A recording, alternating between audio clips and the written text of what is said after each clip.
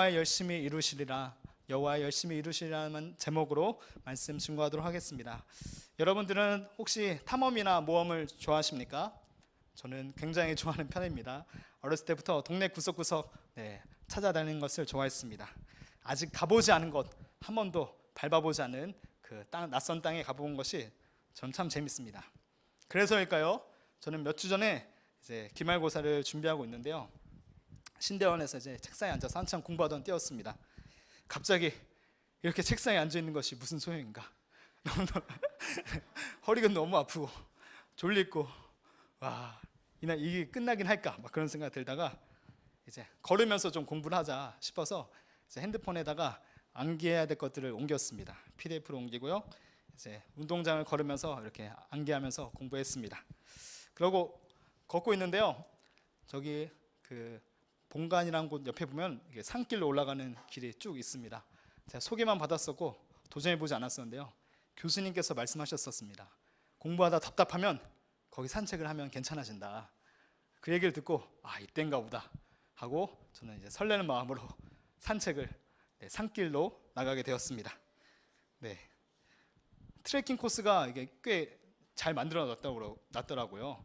그래서 걷다 보니까 어느덧 꽤 높은 곳까지 올라왔고 학교가 한눈에 다 들어오고 저기 멀리 이제 아마도 용인까지는 안 보이는 것 같지만 많은 곳이 이렇게 보이게 되었습니다. 이제 뒤로 다시 돌아서 내려갈까 하는데요. 여기까지 온 게 참 아깝더라고요. 이제 한 바퀴 이렇게 산책길을 돌 수 있는데 그래 갈 때까지 가보자.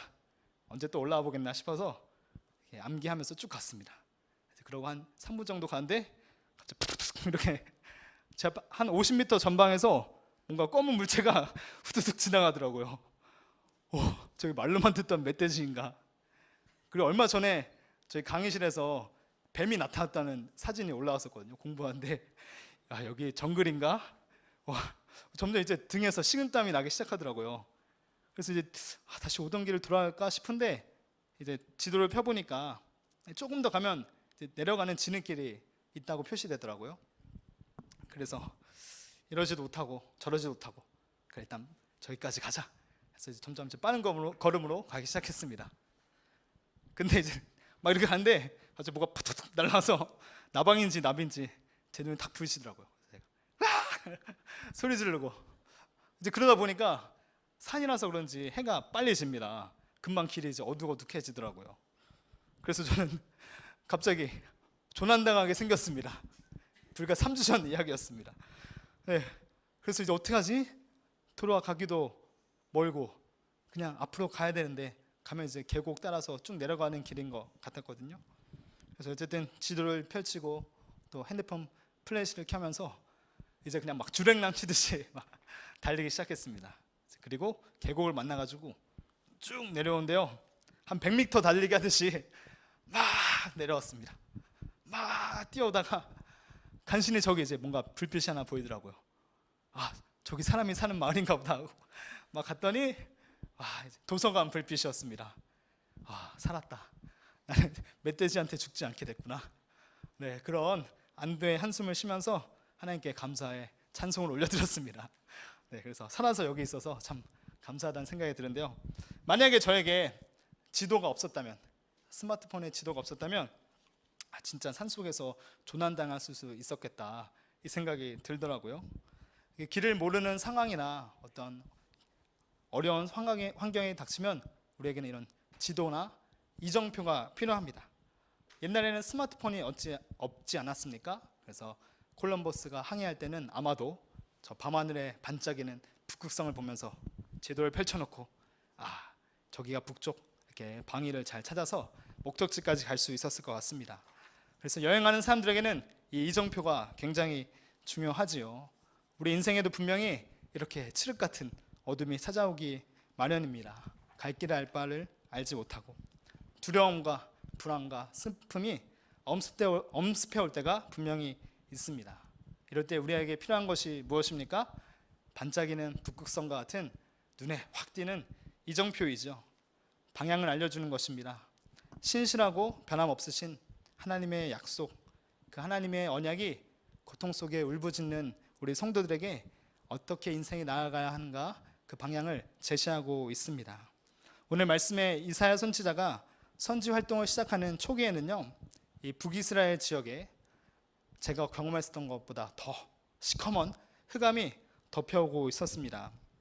하나님을 떠난 북이스라엘, 또 우상 숭배와 배교로 얼룩진 북이스라엘은요, 이제 하나님의 심판이 코앞에 놓여 있는 상황이었습니다.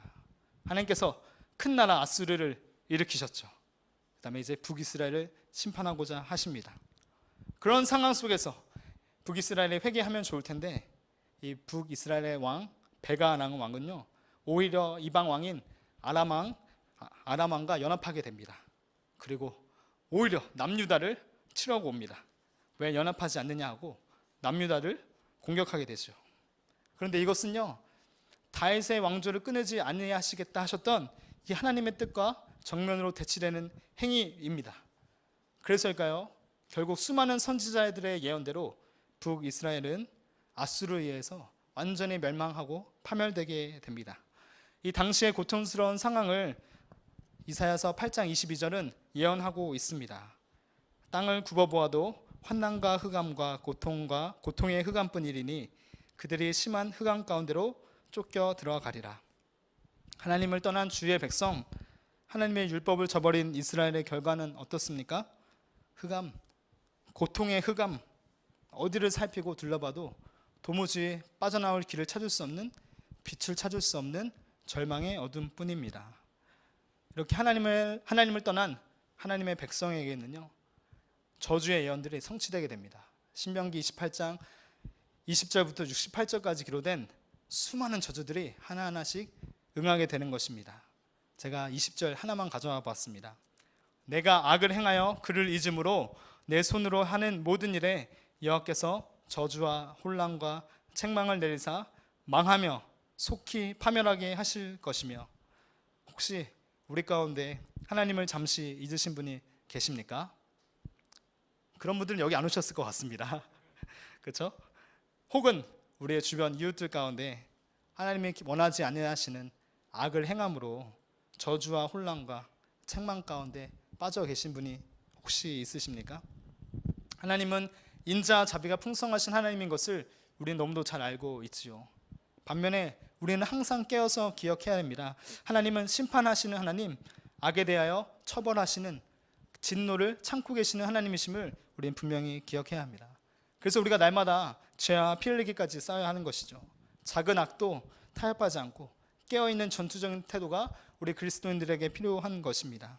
시편 기자는 그래서 이렇게 고백하죠. 하나님 말씀은 내 발의 등이요 우리 길의 빛이니이다. 하나님 말씀은 우리의 인생의 칠흑 같은 어둠이 찾아올 때 빛이 된다, 우리의 이정표가 된다, 우리의 탈출구가 된다고 성경은 증언하고 있습니다.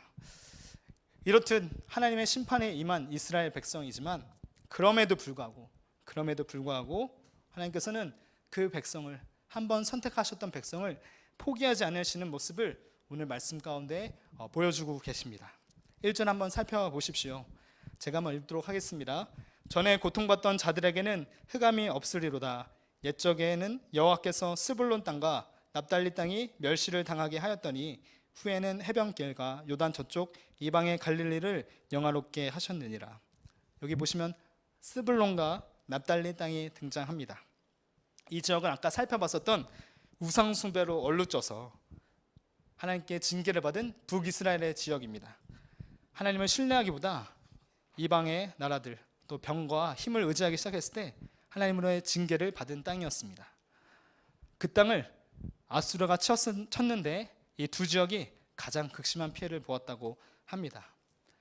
그래서 이쪽에 지내는 사람들은 우리가 하나님의 언약 백성이 더는 아닌가 보다, 하나님의 언약이 우리로부터 끊어진 거 아니야? 그런 걱정이 심했던 것 같습니다. 그래서 오죽하면 이런 별명이 기록되어 있는 것 같습니다. 하나님의 갈릴리 땅이 아니라 이방의 갈릴리, 하나님의 백성으로부터 끊김을 당한 이방의 갈릴리다. 그런데 이렇게 절망 속에 끊어져 있는 것 같은 상황 속에 하나님께서 반전을 약속하시지요. 사망의 그늘진 땅에 거하는 백성들에게 다시 큰 빛을 비추시겠다 약속하시는 하나님이십니다. 2절 말씀 함께 한 목소리로 읽도록 하겠습니다. 흑암에 행하던 백성이 큰 빛을 보고 사망의 그늘진 땅에 거주하던 자에게 빛이 비치도다. 이들에게 다시 나타난 저 환한 빛은요, 그들 스스로의 노력으로 이뤄낸 것이 아니고 그들의 어떠함으로 얻어지는 것이 아닙니다. 그냥 하나님께서 비춰주시는 것이죠. 하나님께서 주권적으로 구원의 사역을 이루어 가시는 것입니다. 잠시 마태복음으로 건너가 보겠습니다. 마태복음요, 예수님의 공생의 첫 시작을 이 말씀을 다시 인용하면서 시작합니다. 이 스불론과 납달리 땅에서 예수님께서 그의 공생애를 처음부터 시작하셨다고 증언하는 것이죠. 마태복음 4장 15절 16절입니다. 스불론 땅과 납달리 땅과 요단강 전편 해변길과 이방의 갈릴리여, 흑암에 앉은 백성이 큰 빛을 보았고 사망의 땅과 그들의 앉은 자들에게 빛이 비추어졌도다 하였느니라. 아멘. 이사야의 이 예언으로부터 약 700여 년이 흐른 그 어느 시점에 하나님께서 흑암 속에서 고통받던 이 갈릴리 지역에 큰 빛을 보내셨습니다. 그 큰 빛이 누구이십니까? 우리 구주 예수 그리스도이시지요. 아멘. 하나님께서는 당신이 택한 백성이 절망과 슬픔과 어둠 속에서 허우적거리는 것을, 영원히 절망해 있는 것을 결코 바라지 아니하시는 분이십니다. 시간이 오래 걸리더라도 반드시 우리에게 어둠을 밝히는 그 한 빛, 그 큰 빛을 주시겠다 약속하셨고 실제로 그 큰 빛이 우리에게 예수 그리스도로 찾아오셨습니다. 그래서 그런 걸까요? 요한복음에 예수님은 스스로에 대해서 이렇게 증언하십니다. 요한복음 8장 12절입니다. 예수께서 또 말씀하여 이르시되 나는 세상의 빛이니 나를 따르는 자는 어둠에 다니지 아니하고 생명의 빛을 얻으리라. 예수님은 본인이 생명의 빛이시다. 이 이사야 9장의 말씀이 예수님께서 스스로 증언하고 계신 것이죠. 우리가 죄로 인하여, 우리의 실패로 인하여 좌절과 흑암과 절망과 징계가 임한다 할지라도 그 모든 것들이 오직 예수 그리스도 안에서 새롭게 회복될 수 있다. 예수 그리스도 앞에 나아갈 때 우리가 그 풍성한 생명의 빛을 다시 얻게 된다. 예수님께서 이 말씀들을 다시 상기시키시면서 잃어버린 이스라엘 백성에게 말씀하고 계신 겁니다. 마태복음도 요한복음도 이사야 9장을 인용하면서 예수 그리스도가 우리 인생에 성취되고 있는 하나님의 약속임을 증거하고 있습니다. 여러분, 우리가 인생의 길을 잃을 때 우리에게 필요한 태도가 무엇입니까? 저처럼 지도를 펼쳐 드는 것이죠. 그 지도는 하나님의 말씀입니다. 하나님의 약속입니다. 우리의 인생을 향하여 수많은 선조들의 믿음의 선조들을 통하여 수없이 약속하셨던 주의 그 말씀을 다시 붙잡는 것입니다. 저는 은혜롭게도 감사하게도 휴가를 갔다 왔습니다. 일본의 홋카이도라는 지역 북쪽 섬에 다녀왔습니다. 아빠도 살짝 얘기했지만 작년부터 제가 이제 안하동 공부를 다시 하면서 쭉 시간을 보내오고 1월부터 거기 이제 산골짜기에 들어가지고 쭉 기숙사 생활하면서 공부하다 보니까 정말 힘들더라고요.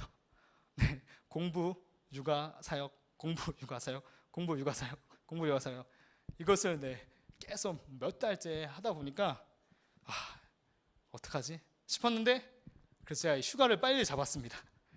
방학만 해봐라, 내가 방학만 해봐라, 방학만 하면 내가 잘 쉬어야지, 이런 생각을 가지고 꿋꿋이 버텨왔습니다. 비행기 티켓팅도 하고요, 숙소도 예약하고요. 한 달만 더 버티면 돼, 3주만 더 버티면 돼, 이 시험만 어떻게든 과제만 마무리하면 돼, 이렇게 마음 다잡으면서 이 고난의 날들을, 어둠은 아닌데요 사실 제가 약해가지고 이 고난들을 쭉 견뎌왔습니다. 그리고 그렇게 기다려왔던 휴가를 잘 마치고 어제 잘 돌아왔습니다. 그래서 저는 되게 기쁘고 평안한 상태입니다. 그래서 좀 여러 가지 일들이 있었지만, 가족 간의 회복도 있었지만, 주일 예배가 상당히 또 마음에 남아 있습니다. 원래부터 이제 이 홋카이도 지역에 하나님의 임재가 충만한 교회가 있었다는 걸 알고 있었는데요. 제가 7년 전에 한번 방문했었거든요. 근데 그 사이에는 여러 가지 일들로 홋카이도에 갔었지만 방문하지 못했었는데, 이번에 기회가 닿아서 그곳에 가서 예배하게 됐습니다. 그래서 그냥 은혜를 살짝 이렇게 흘려보내고 싶어가지고, 저만 감흥이 있을 수 있겠지만 그냥 일본의 크리스찬들도 이렇게 열정적으로 예배한다, 함께 보여드리고 싶습니다. 혹시 영상이 잠깐 될까요? 30초 정도 되는데요. 주일 아침 2부 예배, 오전 예배.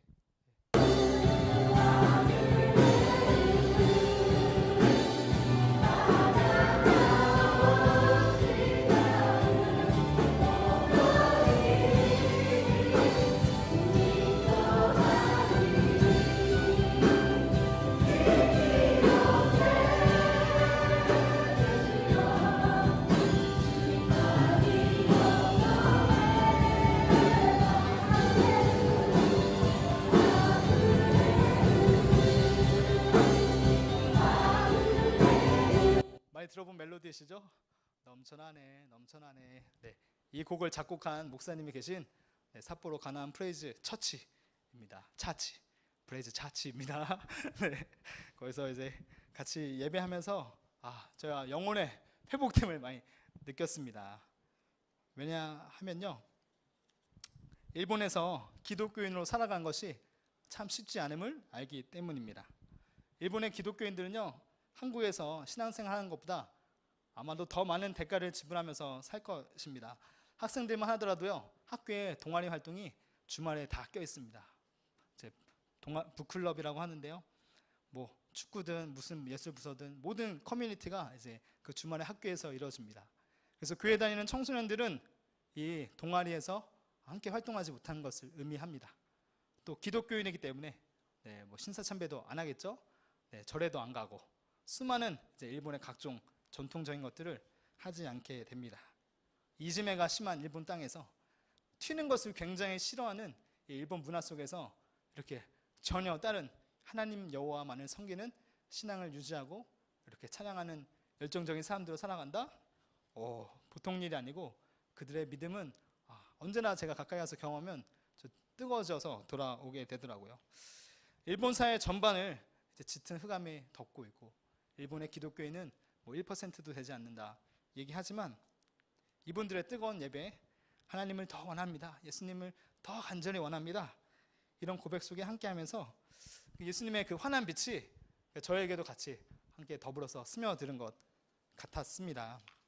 왜냐하면 문화도 다르고 국적도 다르고 또 우리 역사 간의 긴 간극과 아픔이 있지만 예수의 이름 하나로 우리가 하나 될 수 있구나, 예수의 이름 하나 안에서 우리가 한 빛을, 한 소망을 기대할 수 있구나, 우리가 비록 지금은 미약하지만 사회 속에서 볼 때 아무것도 아닌 존재들인 것 같지만 예수 그리스도만이 참된 빛이요 소망인 것을 고백할 때 함께 예배드리는 모든 사람들의 가슴에 이 뜨거운 기대와 소망이 부풀어 오는 것을 우리가 경험하게 됩니다. 뭐 일본에서뿐만일까요? 우리가 이곳에서 예배하는 모든 순간들, 기도하고 찬양하는 모든 순간들이 그럴 것입니다. 오늘 말씀 3절과 5절에는요, 이 주님의 약속된 큰 빛이 그의 백성에게 어떠한 기쁨을 가져다 줄 것인가 구체적으로 묘사하고 있습니다. 많은 것도 있는데 제가 짧게 언급하면서 한번 눈으로 스쳐보도록 하겠습니다.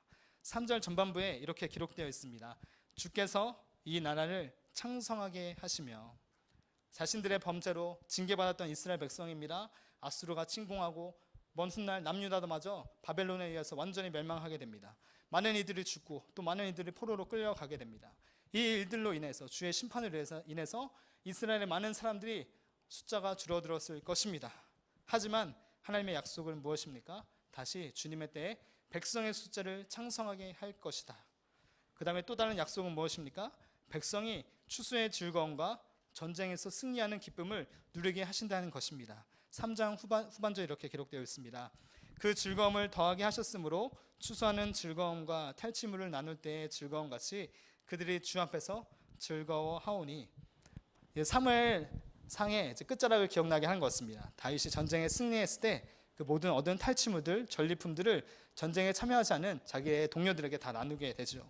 이렇듯이 이 약속된 메시아 우리 예수 그리스도는 승리의 모든 전리품들, 기쁨들을 우리 함께하는 모든 백성이 누리게 하십니다. 우리가 십자가 승리를 우리가 이룬 것은 아니지만 그 기쁨과 영광을 우리가 함께 누리도록 주님께서는 나누어 주시겠다 하신 것입니다. 4절에 보십시오. 이는 그들이 무겁게 맨 멍에와 그들의 어깨의 책찍과 그 압제자의 막대기를 주께서 꺾으시되 미대한의 날과 같이 하셨음이니라. 우리의 어깨에 짊어진 인생의 멍에들, 또 우리를 억누르고 고통당해 하는 사단의 모든 책찍들, 압제자의 막대기들을 주께서 어떻게 하십니까? 꺾으시겠다, 깨트리시겠다 약속하십니다. 마치 미대한의 날처럼. 이 미대한의 날은 기드온의 300용사의 이야기를 생각나게 합니다. 횃불과 항아리로 전혀 이길 수 없는 전투에서 기적적인 승리를 얻게 하신 예수님, 하나님, 말이 꼬리고 있습니다. 죄송합니다. 하나님께서, 예수님께서 우리에게 이런 기적적인 승리를 약속하고 계시는 말씀이 오늘 이사야 9장의 말씀인 것입니다. 고난받고 억압받는 우리 모든 그리스도인들을 주께서 기적적인 승리로 이끌고 계신다는 것이죠. 더 나아가서 이 약속된 메시아께서는요, 이 땅의 모든 전쟁을 종식시키시는 기쁨을 우리에게 주시겠다 약속하셨습니다.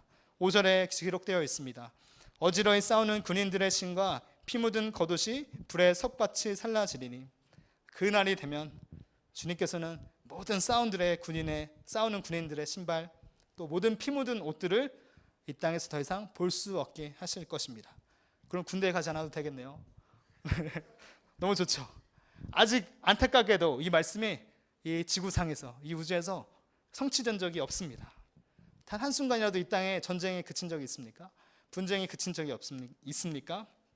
그러나 이 날이 반드시 온다. 마지막 종말의 때 완전한 하나님의 나라가 회복되는 그때에 이 약속들이 우리에게 주어지고 우리에게 기쁨과 환희로 반드시 이루어지는 것입니다.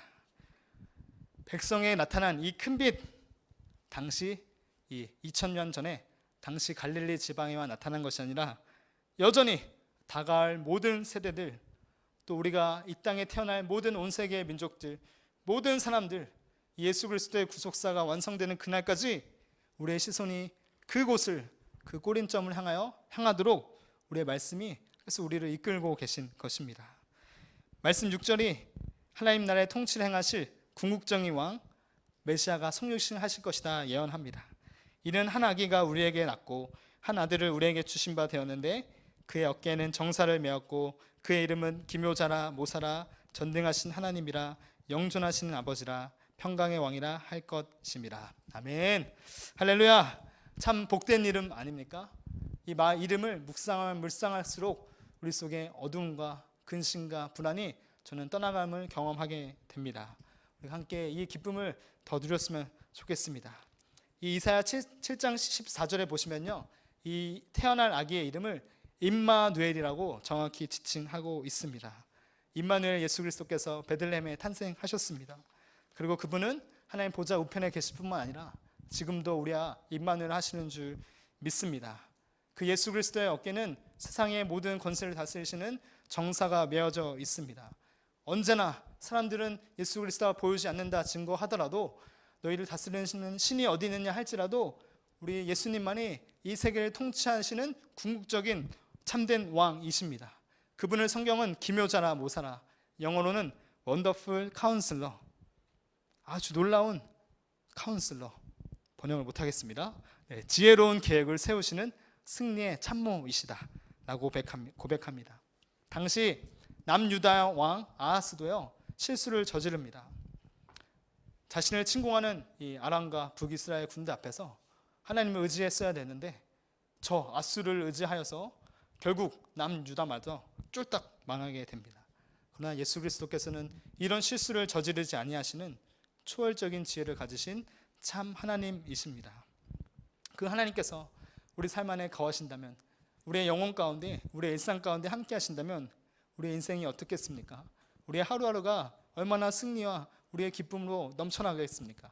물론 흑암이 우리를 덮친다 할지라도 우리 속에 주께서 집어넣으신 이 큰 빛은 절대로 꺼지지 아니할 것입니다. 성경은 예수 그리스도를 평강의 왕으로 지칭하십니다. 온 열방에 샬롬을 이루시는 우리의 왕, 성육신하신 예수 그리스도. 7절은 이 예수 그리스도께서 영원한 다윗의 왕좌에 앉으실 것을 예언합니다. 7절입니다. 그 정사와 평강의 더함이 무궁하며 또 다윗의 왕자와 그의 나라에 군림하여 그 나라를 굳게 세우고 지금 이후로 영원히 정의와 공의로 그것을 보존하실 것이라. 만군의 여호와의 열심히 이를 이루시리라. 할렐루야. 만군의 여호와의 열심히 이를 이루실 것입니다. 사무엘상 7장에 다윗의 영원한 왕자에 대한 약속이 기록되어 있습니다. 그리고 이 말씀이 예수 그리스도를 통하여 성취되었습니다.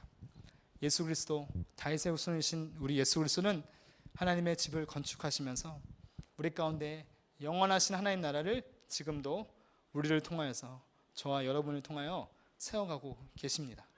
너무나 영광스러운 특권이 아닙니까? 우리가 교회로 모여서 이 교회를 섬기고요, 각종 부서들을 세우고 또 그리스도의 복음을 전하는 것이 이 영원한 하나님 나라의 보좌를 이 땅에 세워가는 놀라운 특권이며 영광인 것입니다. 잠시 다윗의 왕자도 끊긴 적이 있습니다. 남유다가 패왕했을 때 이 약속도 끊긴 것처럼 보였었죠. 그리고 예수님 당시에도 그때 그 당시에 왕이 있었지만 다윗의 후손은 아니었습니다. 하지만 예수 그리스도께서 다윗의 혈통으로 오셔서 이 말씀을 부분적으로 이루어 주셨습니다. 초림 때에 이 영원한 보좌의 말씀을 부분적으로 우리 가운데 성취해 주셨습니다. 혹시 오늘 깊은 흑암과 절망 가운데 혹은 본인이 아니시더라도 우리 주변 가운데 이해할 수 없는 아픔과 슬픔 때문에 근심 가운데 슬픔 가운데 빠져 계신 분들이 있으십니까? 우리가 언제나 말씀을 붙잡을 때 다시 일어설 수 있는 용기와 힘을 얻게 됨을 믿습니다. 이 땅은 비록 슬픔과 저주와 피와 절망으로 낙담으로 얼룩진다 하더라도 만군의 여호와의 열심이 이 앞에 기록된 모든 성도들을 향한 기쁨을 우리를 위하여 예비하고 계신 줄 믿습니다. 이를 믿고 기대하고 구하기 시작할 때 이 하늘의 기쁨이 우리의 삶 가운데, 특별히 우리 영혼 오른교회와 모든 각 부서 가운데 주께서 충만히 더하시리라 믿어 의심치 않습니다.